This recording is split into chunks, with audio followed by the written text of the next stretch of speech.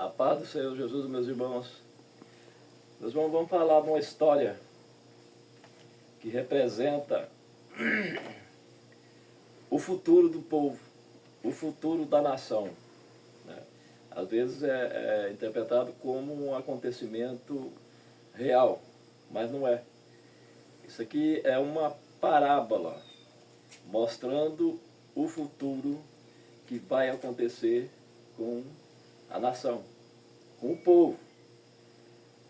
Trata do rico e o Lázaro, está em Lucas 16, a partir do 19. Então, olha, aqui se trata de três personagens: o rico, o Lázaro e Abraão.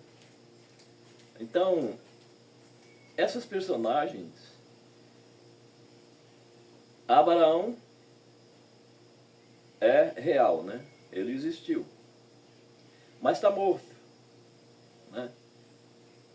O rico representa as coisas mundanas, né? Os prazeres, as concupiscências da carne, dos olhos, das vistas, né? O rico, né? Não identifica. E o Lázaro também é um personagem imaginário, né? Existe sim o Lázaro, né, que Jesus ressuscitou, mas não é aquele Lázaro. Isso aqui é apenas uma parábola. Parábola é uma história paralela que indica fatos que vão acontecer. E isso aqui é um deles. É uma história mostrando o futuro da nação. Porque Deus sabe, desde o princípio, o final. Ele escreve, desde o princípio, o final das coisas, né? Então, quando está aqui que o rico falou com Abraão, não é uma verdade, é uma parábola, é uma metáfora, né? Indicando o que vai acontecer, a dificuldade que Lázaro passava e a mordomia que o rico tinha, né? Então, a dificuldade que o cristão enfrenta nesse tempo, né? E as facilidades que tem de conseguir riquezas ilícitas, né? Quase sempre não dá certo, né?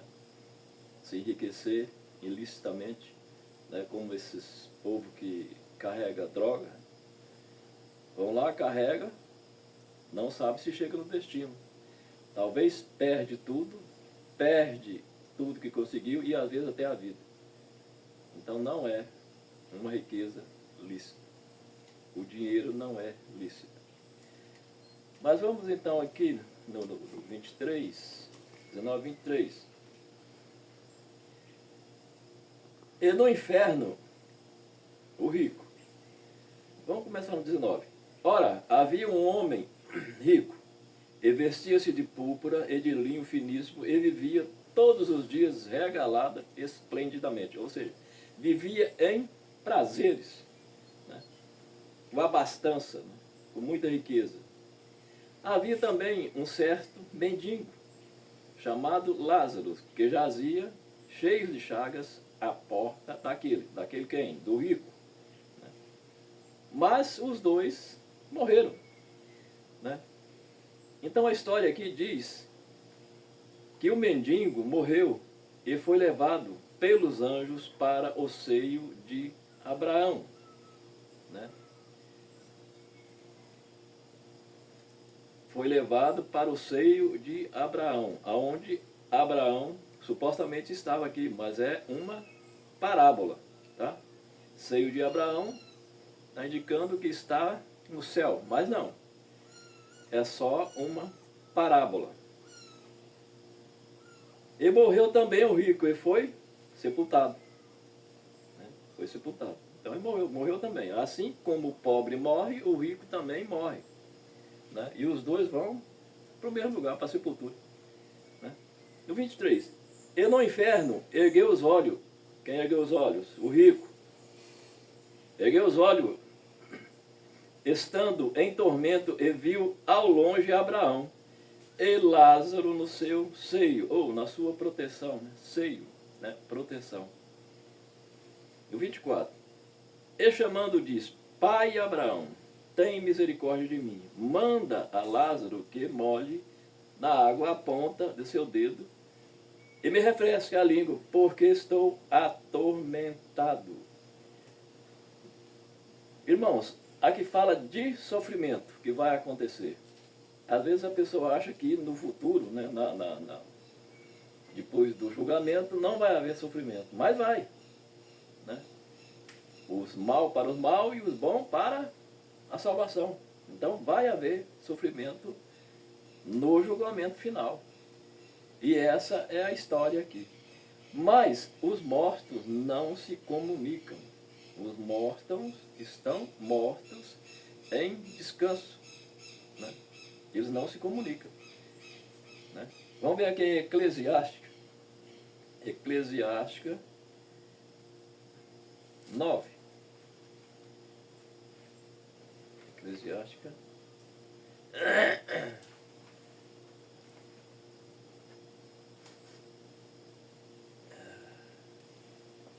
Eclesiástica 9.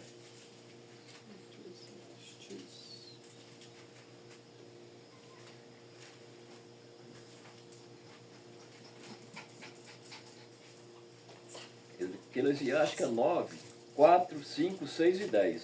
Olha. Eclesiástica 9, 4. Ora, para os que está entre os vivos, há esperança. 5. Porque os vivos sabem que hão de morrer, mas os mortos não sabem coisa nenhuma. Nem tampouco terão eles recompensa, mas a sua memória fica entregue ao esquecimento. Depois que morreu não vai acontecer nada até o julgamento. Tá? Então essa história de falar com o morto é mentira. É mentira. Não existe isso. O morto não fala com ninguém. Tá? Vamos mais na frente. 6. Também o seu amor, o seu ódio, a sua inveja já pereceram, porque morreu, acabou, e já não tem parte alguma para sempre em coisa alguma do que faz debaixo do sol. Então, morreu, acabou. Não tem história de falar com morto. Isso não existe. Se vocês acreditam na Bíblia, está aqui, Eclesiástica 9, versículo 6. Tanto o amor, como o ódio, como a inveja, acabou. 10. Tudo quanto vier à mão para fazer, faze-o conforme as tuas forças, porque na sepultura, para onde tu vais, não há obra, nem projeto, nem conhecimento e nem sabedoria alguma. Então, não existe nada depois que você vai para a sepultura. O tempo de fazer alguma coisa é aqui, enquanto estamos vivos, enquanto falamos, enquanto andamos, enquanto conversamos. Mas, quando vai à sepultura, acabou. Né? Então, vou ler o 4 novamente. Eclesiastes 9,4. Ora, para aqueles que está entre os vivos, há esperança. Então, de repente, está entre os vivos, mas está desviado da presença de Deus. Há esperança. Pode voltar para a presença de Deus e morrer em Cristo. Né? Então, há esperança para quem está vivo. Quem está morto, não. Porque os vivos sabem que hão de morrer. Todos nós sabemos, né? É uma certeza que nós temos, de fato. Vamos morrer um dia. Quando nascemos, começamos a morrer, dia a dia. Né? Porque os vivos sabem que hão de morrer, mas os mortos não sabem coisa nenhuma. Nem tampouco terão eles recompensa. mas a sua memória fica entregue ao esquecimento. Esqueceu. Acabou. Vamos. Mateus 24. Quando falou da história do rico, ele fala que ele está no inferno, né? Não tem ninguém no inferno. Não tem ninguém no inferno ainda, tá? E nem no céu também. Tá? Vamos em Mateus 24.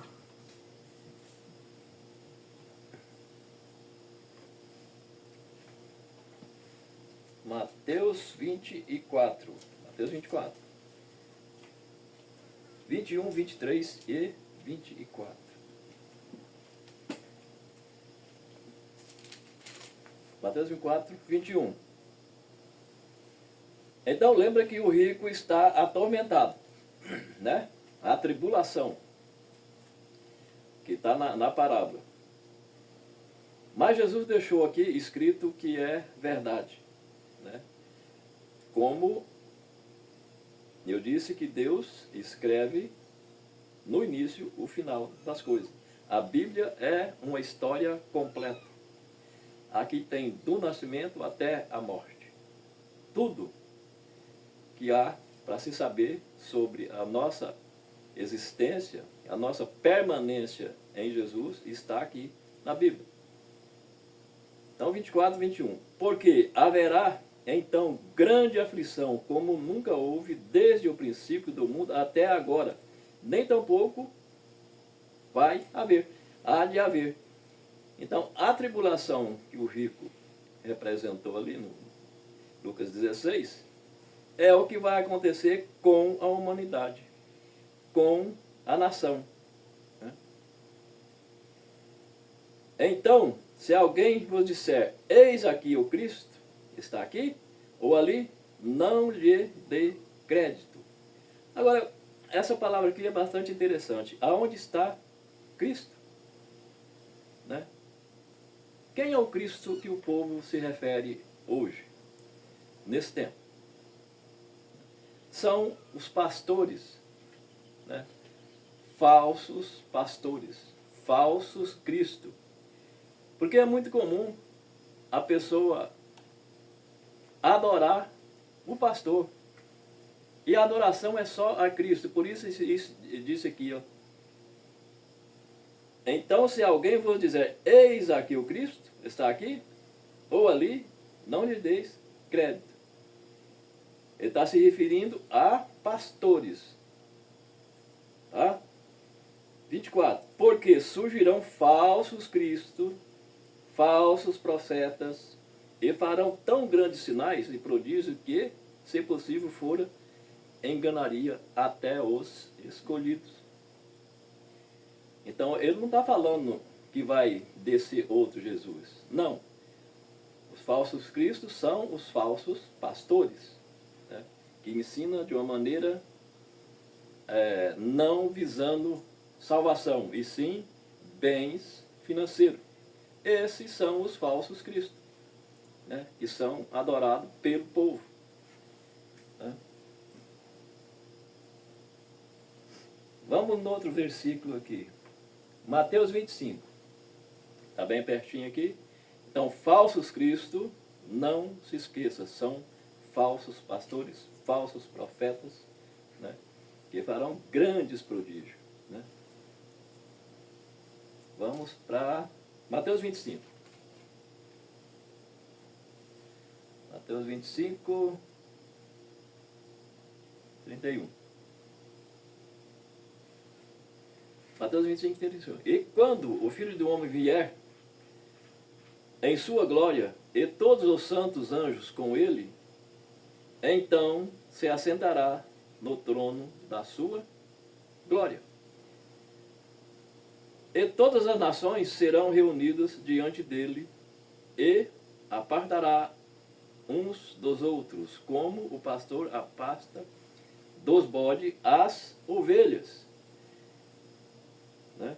Então, no julgamento das nações, no final dos tempos, o Filho do Homem, está falando de Jesus, vier em sua glória. É quando Jesus se torna rei, né? Porque hoje ele é sacerdote na sua glória, e todos os santos anjos com ele. Quem são os santos? São pessoas que subiram com ele no arrebatamento. E os anjos que estão com ele. Que estão onde? Nas nuvens. Lembra? O arrebatamento? Pois é. Esse é o povo que vai julgar as nações. Então, no 32, e todas as nações serão reunidas diante dele, e apartará uns dos outros, como um pastor aparta os bodes das ovelhas. Não é assim? O pastor de ovelha, né? Que o bode é a raça do cabrito. A ovelha é a ovelha, né? O carneiro. Então eles não deixam misturado, porque o bode ele é mais esperto, é mais artiloso. E a ovelha é mais humilde. Então é separado. É simbolicamente separar o povo de Deus do povo que não está na presença de Deus. 33. E porá as ovelhas à sua direita, mas os bodes à sua esquerda. Ó, presta atenção nisso aqui. Porá as ovelhas à sua direita, e os bodes à sua esquerda. E então dirá o rei, quem é o rei? Jesus, aos que estiverem à sua direita: vinde, benditos de meu Pai, possuir por herança o reino que vos está preparado desde a fundação do mundo. Então, a salvação, né, ela vem desde a fundação do mundo. Jesus já estava predito para assumir o papel que ele teve aqui na terra e morrer pelos ímpios, não pelos justos. Porque o justo já tinha a salvação. Então ele morre pelos ímpios, né? Mas no julgamento, né, vai acontecer a separação.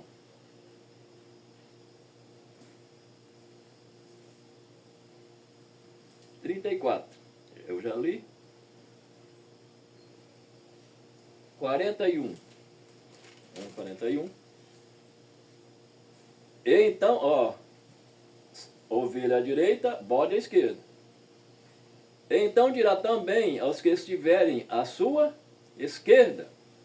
Esquerda, agora, ó, à sua esquerda. Tiverem à sua esquerda: apartai-vos de mim, malditos, para o fogo eterno, preparado para quem? Para o diabo e seus anjos. Olha, então, a história do Lázaro e do rico, ela não aconteceu, tá? Isso ainda não aconteceu, não tem ninguém no inferno, tá bem aqui, ó. Então dirá também aos que estiverem à esquerda: apartai-vos de mim, malditos, para o fogo eterno, preparado para o diabo e seus anjos. O inferno é preparado para esse povo, para o diabo e seus anjos, né? Então não tem ninguém no inferno ainda. 46. Então estes para o tormento eterno, mas o justo para a vida eterna. As ovelhas para a vida eterna, os bodes para o sofrimento eterno. Isso vai acontecer no final do milênio, não é no arrebatamento. Nós estamos sendo preparados para o arrebatamento e não para o julgamento final, tá? Nós vamos estar sim com Jesus, como está escrito aqui, os santos e os anjos, junto ali, e Jesus no seu trono. Vamos em Isaías 46.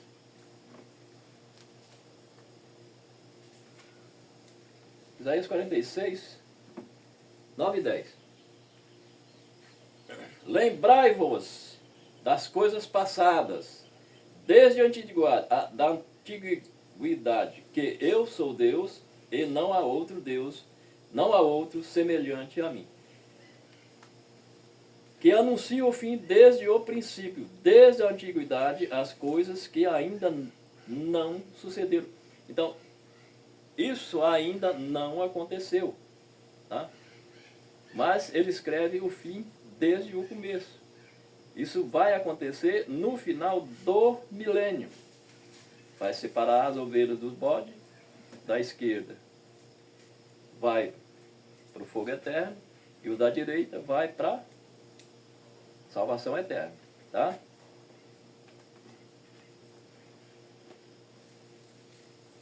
Apocalipse 14. Então vamos confirmar mais que não tem ninguém ainda no inferno, tá? Isso é uma parábola, é o futuro da nação, tá? É o futuro da nação. É o futuro da nação. Apocalipse 14.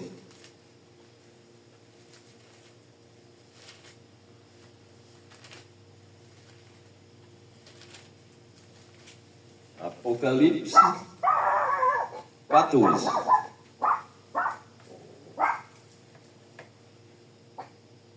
Do 9 ao 13.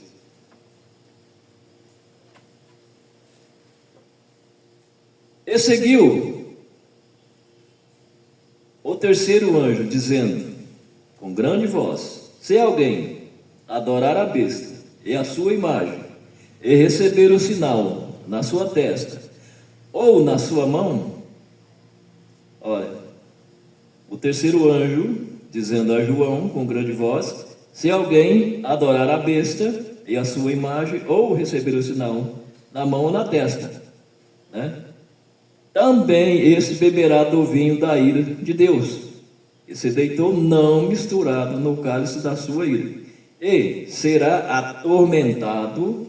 Então, se adorar a besta e tiver o sinal, será atormentado com fogo e enxofre diante dos santos anjos e diante do Cordeiro.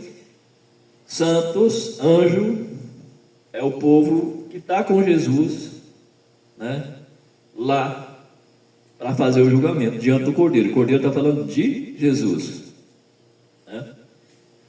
Versículo 11: a fumaça do seu tormento sobe para todo sempre, e não tem repouso, nem de dia, nem de noite, os que adoram a besta e a sua imagem, e aquele que receber o sinal do seu nome de quem? Da besta. Então esses não têm sossego, está na tribulação, né? 12. Aqui está a paciência dos santos. Os santos são quem? Os salvos que foram para o arrebatamento com Jesus, são os santos. A paciência do santo é esperar, depois do arrebatamento, esperar 1000 anos, para assim terminar todos os eventos aqui na terra. Eu ouvi uma voz do céu que me dizia, João está falando aqui, eu ouvi uma voz do céu que me dizia, escreve,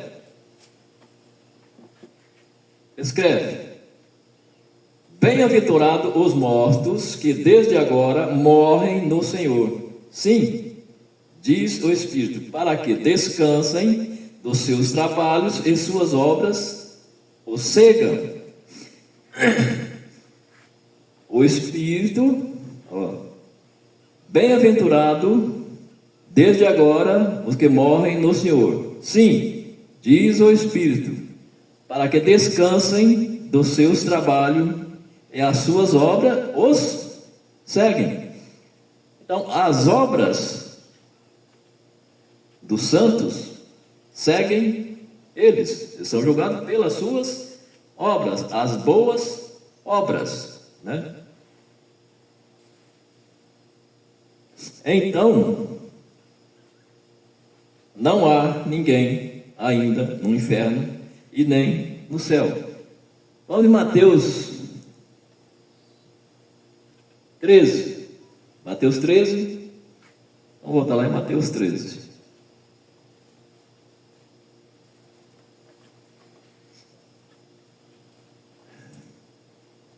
Mateus capítulo 13.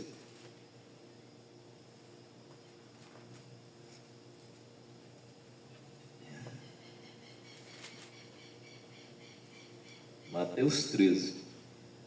Mateus 13, 37.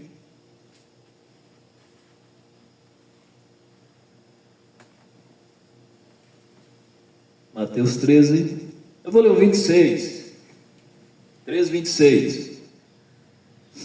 Aqui fala é uma outra parábola do trigo e do joio, né? Também representa o julgamento final. Então no 26 diz assim: e quando a erva cresce e frutifica, aconteceu que apareceu também o joio.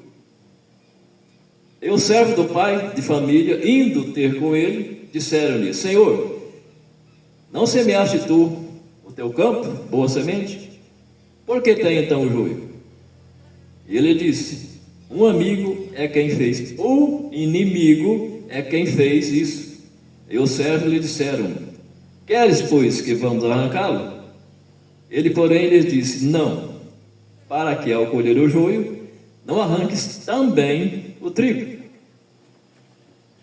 Ou seja, para fazer uma colheita, a ceifa aqui está servindo ao povo, para eliminar o povo da terra, como está aqui o joio e o trigo. O joio representa a iniquidade, os maus, e o trigo, o povo de Deus. Para tirar tudo, vão morrer gente que não precisa. Seria esse o sentido, é esse o sentido dessa parábola aqui. Vamos no 37. Então Jesus responde: o que semeou? O que semeia a boa semente é o Filho do Homem. Quem é o Filho do Homem? Jesus. O campo é o mundo, e a boa semente são os filhos do reino, e o joio são os filhos do maligno.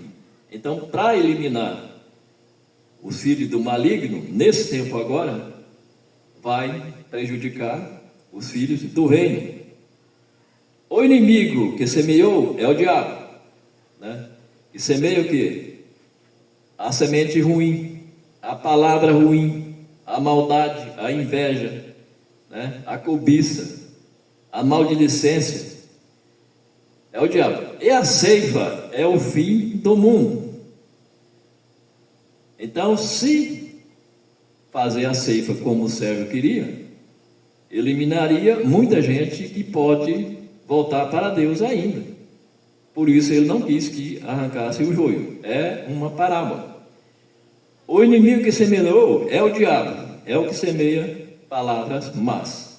A ceifa é o fim do mundo, né? Quando acontecer a ceifa, é o fim do mundo, o fim dos tempos. E os ceifeiros são os anjos. Assim como o joio é colhido e queimado no fogo, assim será a consumação deste mundo, né? Então, a consumação deste mundo será a ceifa, né? 41. Mandará o Filho do Homem os seus anjos, e eles colherão do seu reino tudo o que causa escândalo e os que cometem iniquidade. Está falando do povo do joio. Então vão ser retirados e lançá-los vamos na fornalha de fogo, e ali haverá pranto e ranger de dentes. A grande tribulação. Então os justos resplandecerão como o sol no reino de seu Pai. Então os justos serão luz no reino do Pai. Serão os salvos, serão os que estão à direita de Cristo. Amados, isso vai acontecer no final dos tempos. Não tem ninguém no inferno, mas está preparado para o diabo e seus anjos. Até mais, fiquem com Deus, que a paz do Senhor Jesus esteja com todos vocês.